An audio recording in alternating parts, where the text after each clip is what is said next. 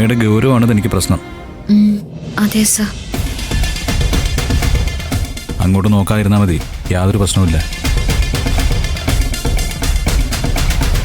ചേച്ചി, പൂജാരി പറയുന്നതൊക്കെ ശ്രദ്ധിച്ച് കേട്ടോണം.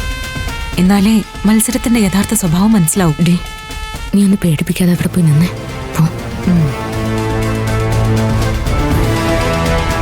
വിജയ്, ഈ ക്ഷേത്ര ചടങ്ങുകളെ കുറിച്ചൊന്നും എനിക്ക് വലിയ അറിവില്ല. എല്ലാം ശ്രദ്ധിച്ച് കേട്ടോണം.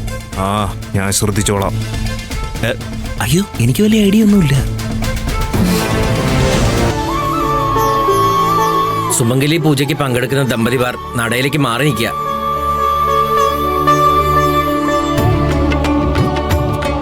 പ്രസാദം, വരൂ.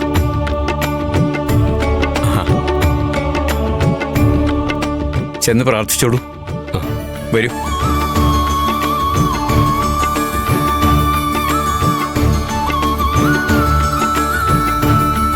ചെന്ന് പ്രാർത്ഥിച്ചോളൂ. അടുത്താൾ വരൂ.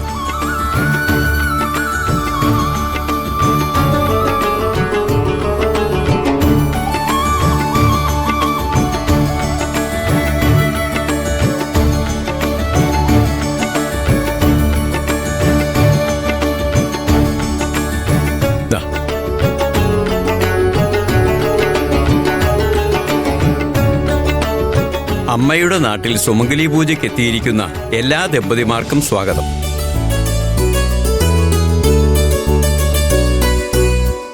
ആയിരം കണ്ണിയമ്മ പാർവതീ ദേവിയുടെ തിരുസ്വരൂപം തന്നെയായിട്ടാണ് വാഴ്ത്തപ്പെടുന്നത്. പാർവതീ പരമേശ്വരന്മാരുടെ പരസ്പര പ്രണയകഥ. ദേവി ശ്രീ പാർവതി ഭഗവാനോട് കാണിച്ചിരുന്ന ഭക്തിയുടെ അടിസ്ഥാനത്തിലാണ് സുമംഗലി പൂജ ചിട്ടപ്പെടുത്തിയിരിക്കുന്നത്.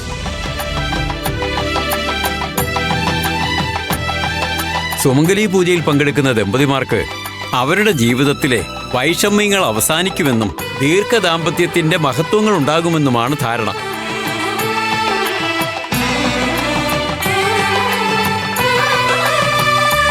ആദ്യം ദമ്പതിമാർ ക്ഷേത്രം വലം വെച്ച് തിരിച്ച് നടയിലെത്തണം. ഒരു സവിശേഷ സാഹചര്യത്തിൽ ഭഗവാൻ ശ്രീ പാർവതിയെ തൻ്റെ കാൽപാദങ്ങളിൽ ചുമന്ന് ദേവിയുടെ പാദങ്ങൾ ഭൂമിയിൽ തട്ടാതെ കൊണ്ടു നടന്നു എന്നാണ് ഐതിഹ്യത്തിൽ പറയുന്നത്. അത്തരത്തിലായിരിക്കണം ദമ്പതിമാർ ക്ഷേത്രത്തിന് വലം വെച്ച് വരേണ്ടത്.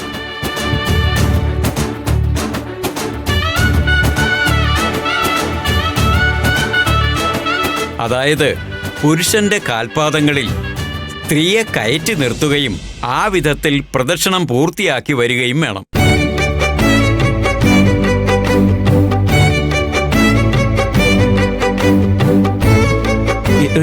എന്റെ കാല്. ആയിരം കണ്ണി അമ്മയെ മനസ്സിൽ ധ്യാനിച്ച് പ്രദക്ഷിണം ആരംഭിച്ചോളൂ. ഇന്ദ്രജേ,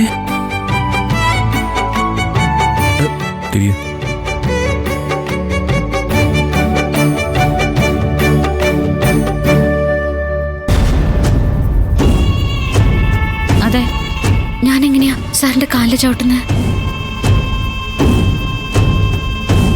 അതിനെന്താ, ക്ഷേത്രത്തിലെ ചടങ്ങല്ലേ, കേറി അങ്ങോട്ട് നിൽക്ക്.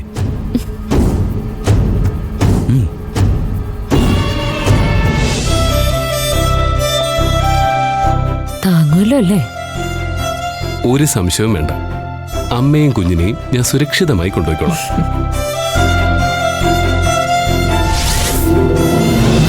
കുഴപ്പമുണ്ടോ വിജയ്?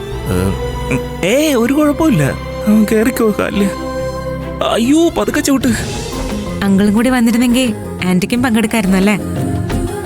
ഇതിന് പ്രായപരിധിയൊന്നുമില്ലല്ലോ. ഇതിന് പ്രായപരിധിയൊന്നുമില്ല. എന്നാലും ഈ അടുത്ത് വിവാഹം കഴിഞ്ഞവരാ ഇതിനൊക്കെ പങ്കെടുക്കുന്നത്. എങ്കിൽ പിന്നെ പ്രദക്ഷിണം ആരംഭിക്കാം.